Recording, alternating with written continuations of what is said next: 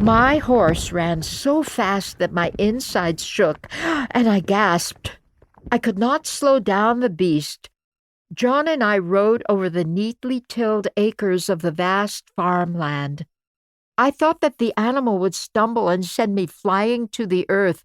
How I detested horses and riding. A great forest of multicolored oaks grew at the very edge of the furrowed land. Sophia and I had ridden to that secluded pond in the forest more than twice. I assumed that only she and I shared the secret of where it was hidden.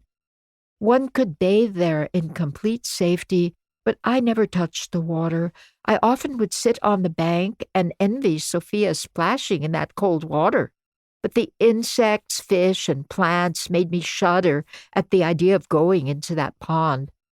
When John and I stopped at the beginning of the forest, I was panting for air. Then I sensed that he was looking at me. My breath left me more than before. I gazed up at the trees and struggled silently to look composed. "Let me help you down," he said. His voice was unmistakably impetuous. I shook my head and began to be lost in the interest of the scenery. "I believe my mare can outrun your steed," I said suddenly. I spurred the horse into a gallop. As the shadows of the towering trees engulfed us, my mind raced with a million thoughts. The cool and pleasant forest floor was difficult to tread because the trail was unmarked. John stopped it finally and dismounted. He crouched behind an enormous and rotted fallen tree. He sprang up with a gigantic mushroom in one hand and laughed aloud. The mushroom looked like a huge gray flower, much larger and rounder than his fist. He cut it into pieces and put it into his coat pocket. As I watched him cut the mushroom, I again thought of how angelic he looked. How handsome! I did not dismount. I sat on my horse and watched him in the cooling shadows. Oh, if I could only put myself back to those moments while I watched him mount his horse again. We rode through the forest for some time.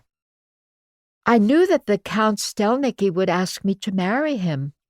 The sweet, wild vapors of the forest intoxicated my body and senses with the heavenly feeling of romantic love.